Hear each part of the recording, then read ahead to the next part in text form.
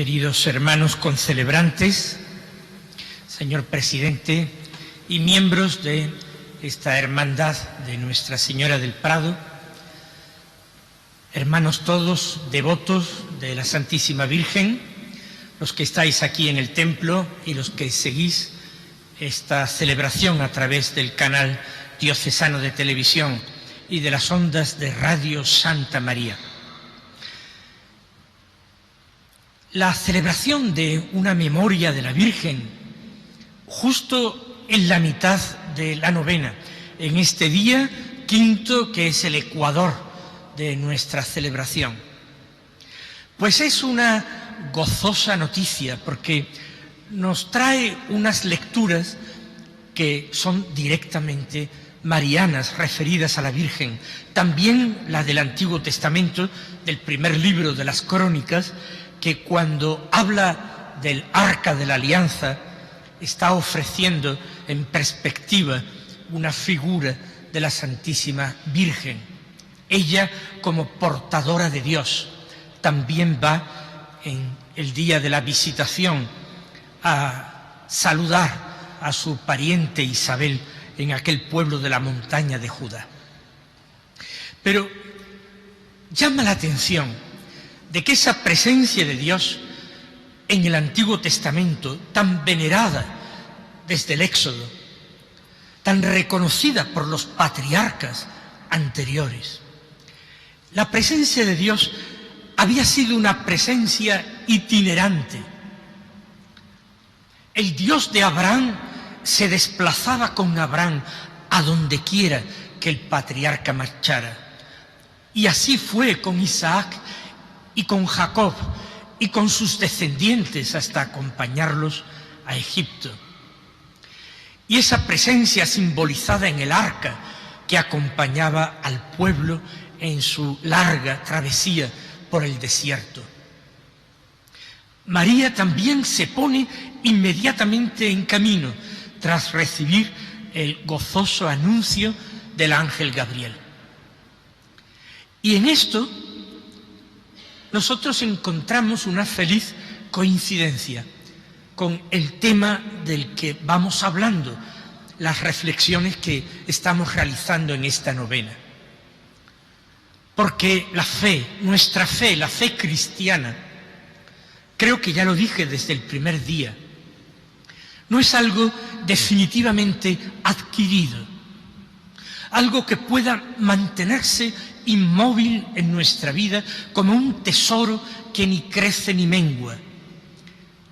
La fe es también un itinerario, es un camino y continuamente nosotros tenemos que ser peregrinos de la fe y nuestra iglesia es una iglesia peregrina en marcha.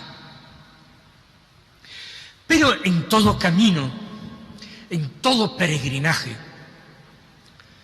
hay momentos en que el paso se hace difícil. No siempre el camino de una peregrinación es sencilla.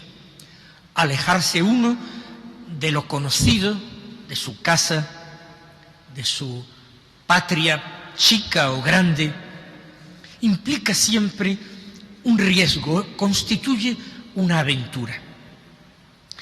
Y pienso que entonces, en este momento, en mitad de nuestra novena y precisamente al hilo de esta celebración de la Virgen de Guadalupe,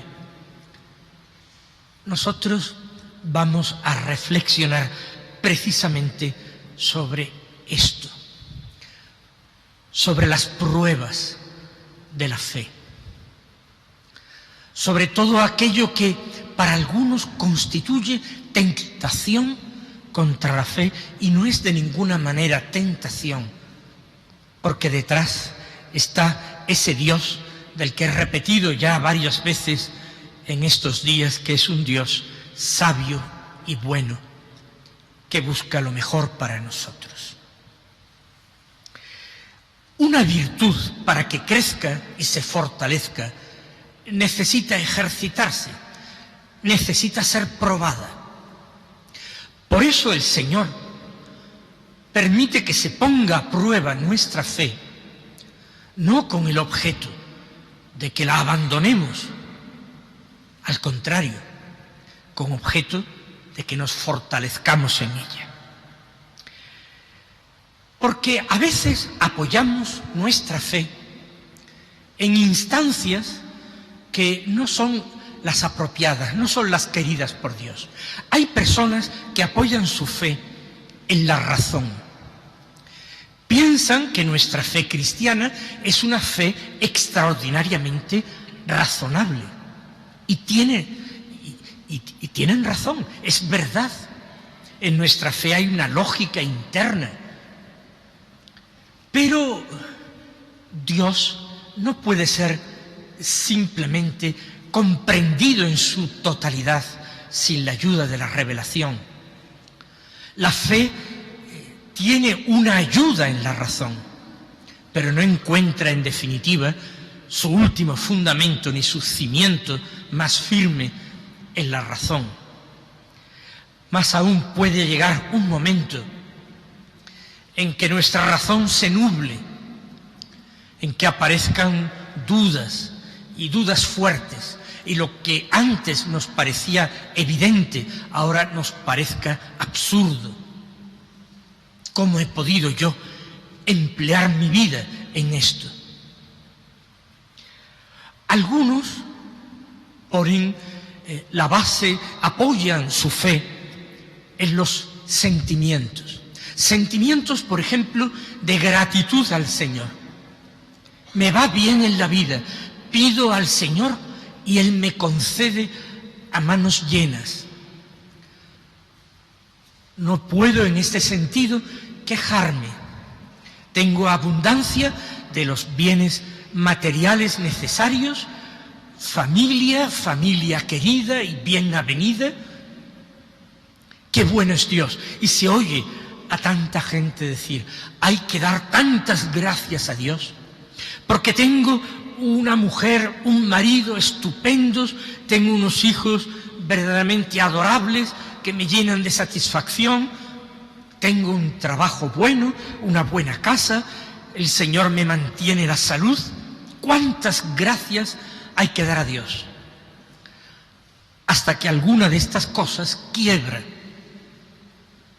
Y entonces parece que Dios me ha abandonado. Y entonces la misma fe entra en crisis. ¿Por qué? Porque estaba cimentada no en la roca que es Cristo, sino que estaba cimentada en arena. Algunas personas apoyan su fe en personas concretas, que son grandes testimonios de fe. Personas que quizás le han transmitido directamente la fe o cuyo ejemplo les ha conmovido tanto que han decidido creer lo mismo que estas personas creen. Hasta que, si Dios no decide otra cosa, una de estas personas cae. Cae en la incoherencia con lo que siempre ha predicado o vivido, cae en el pecado y entonces se derrumba como un castillo de naipes esa firme fe, esa que yo creía firme fe. No había sido bien apoyada. Algunos en su misma vida espiritual, en su oración, se dicen, a mí me lo han dicho en varias ocasiones, Padre, yo siento a Dios. Me sería más difícil no creer que creer. Yo siento a Dios, casi lo toco. Me pongo en oración y Él me dice, aquí estoy yo contigo. Y de nuevo esto hasta que el Señor permite que entre en un desierto, donde todo es seco, donde todo es árido, donde la oración ya no es en absoluto gustosa. Y entonces, de nuevo, las pruebas de la fe. Fíjense qué importante es entonces cimentar bien la fe, porque pruebas para la fe, para la vida, antes o después se presentarán. Y que estas pruebas sean más fuertes no implica que el Señor se retire más de mi vida o que me ame menos o tenga que preocuparme porque mi fe sea débil. Antes, al contrario, como dice la Escritura, nosotros no somos tentados por encima de nuestras fuerzas. Si el Señor permite una de estas crisis, es porque sabe que con la ayuda de su gracia nuestra fe puede salir muy fortalecida. Hay santos que vivieron terribles experiencias, yo creo que más intensas de las que nos haya sido dado a gustar a ninguno de nosotros. La diferencia, y por eso son santos, es porque ellos no se apoyaron principalmente ni en su razón, ni en su gusto, en su sentido, en las personas. Se apoyaron firmemente en la palabra de Dios.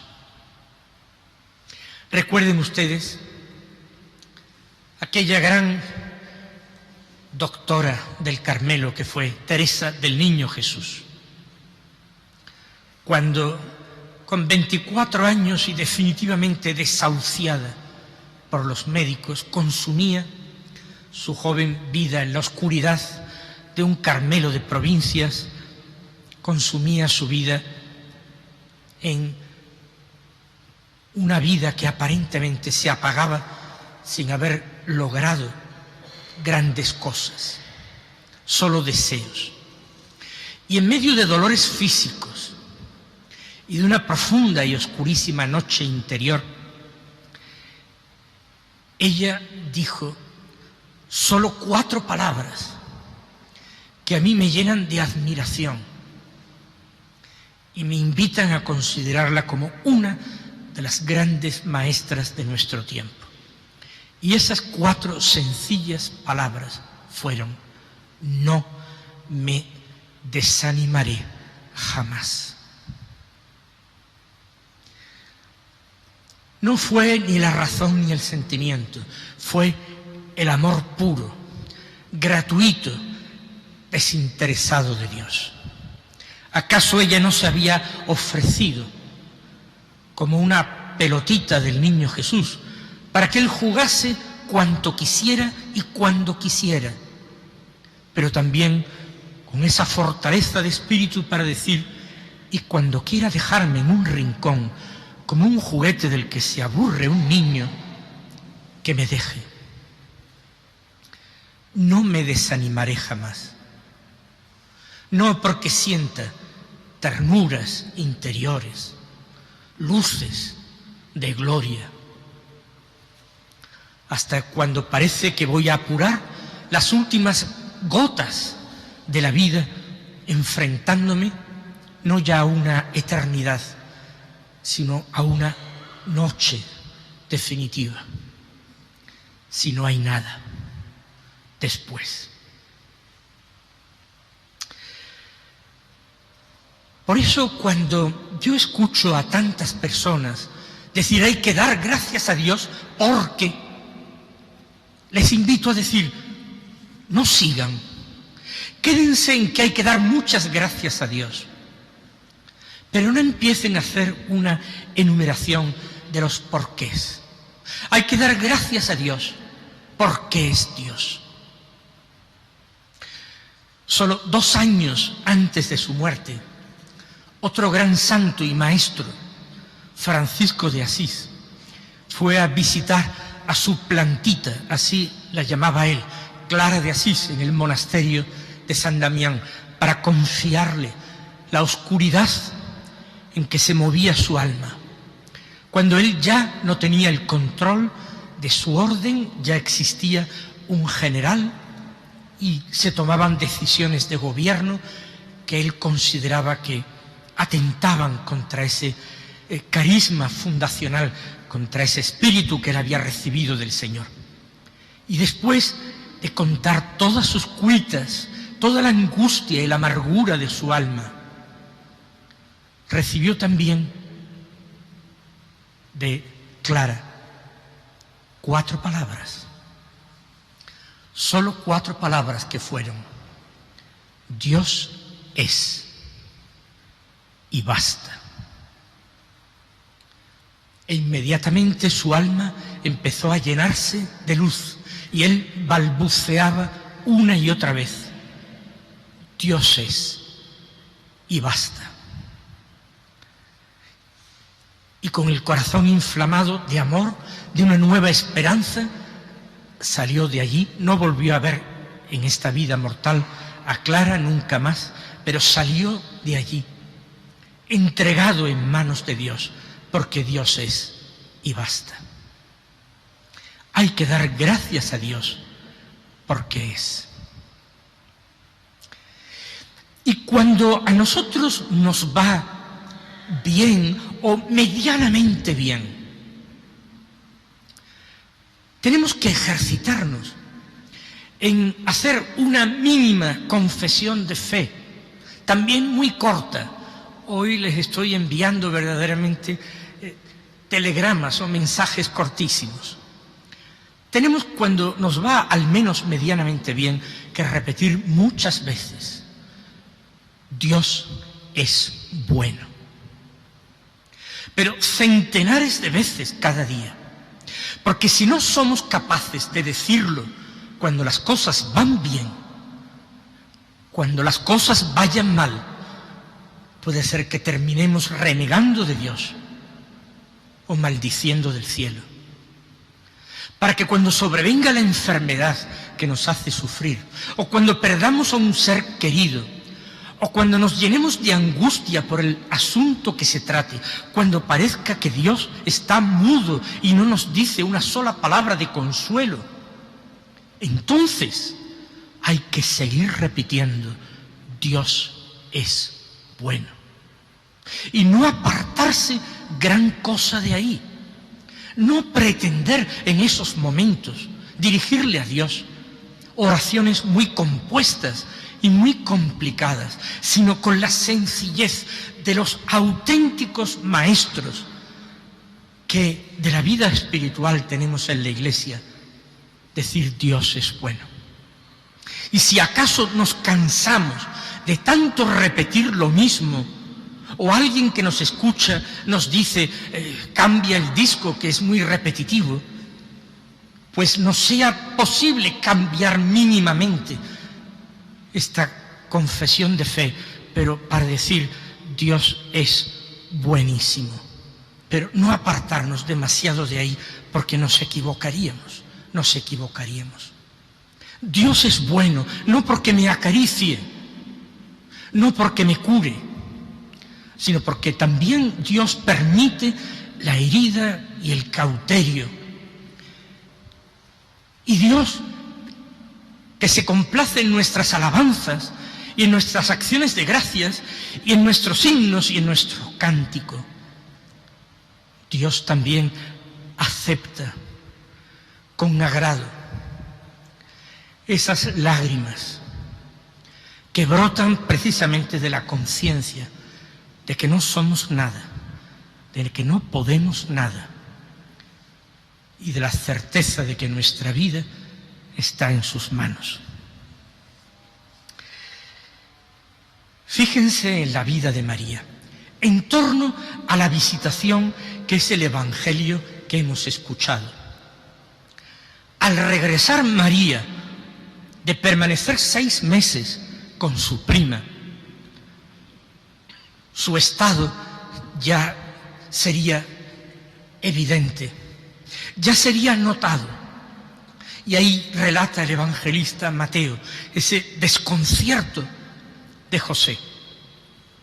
Y no narra seguramente el sufrimiento interior y la angustia de María, no porque estuviera en duda su honra, no, simplemente por causar sin querer ese dolor y ese sufrimiento a otras personas que no comprendieran aquello. Un ángel se le aparece en sueños a José y le revela todo. Se acabó el problema, pero podría preguntarse: Señor, ¿y por qué no enviaste el ángel un poco antes? Un poco antes de mi regreso de casa de Isabel.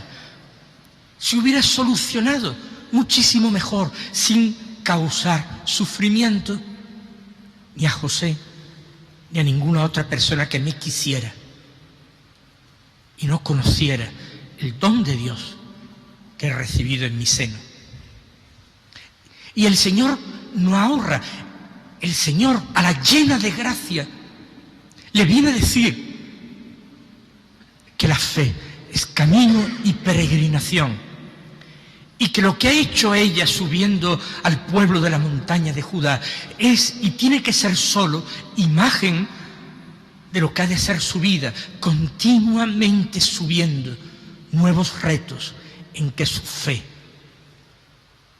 se iría volviendo en una fe cada vez más pura, hasta el extremo de constituir el asombro de los ángeles. Ayer hice referencia al nacimiento, lo mismo. Sí, Dios envió a los pastores, pero la noche en Belén tuvo que ser de unas tinieblas mucho más oscuras para la Madre de Dios que para los pastores. A los pastores les inundó una luz celestial. Para María no hubo luz celestial. No podría haber avisado un poco antes Dios que el niño debería ser nacido en Belén. Si hubieran puesto en camino antes, no lo habrían dejado para el último momento ante la llamada del censo del gobernador Quirino. Y así todo, la huida de Egipto, el Calvario. El Calvario, cuando María, que ya había dicho, hágase en mí, según tu palabra, dice al pie de la cruz, hágase en nosotros, según tu palabra, porque ella ya no se ofrece solo a sí misma, sino que ofrece a su Hijo en ese dolorosísimo altar de la cruz. Han caído en la cuenta la diferencia. Hágase en nosotros, y lo dice sin palabras, pero Dios lo escucha. Si nosotros estamos en un cierto momento de nuestra vida muy probados, si descubrimos la cruz con cierto peso, que no experimentemos desconcierto, que no nos refugiemos simplemente en una pasiva resignación, que seamos capaces de decirle al Señor, como yo me imagino que diría María en el Calvario, hágase en nosotros, según tu palabra, según tu voluntad. Y considerémonos dichosos de participar de la suerte de los santos y de la suerte de la Santísima Virgen, porque el Señor prueba a sus elegidos, y mirando a la Virgen fiel, es decir, a la Virgen llena de fe, podernos sentir orgullosos de tener a tal madre. Que así sea.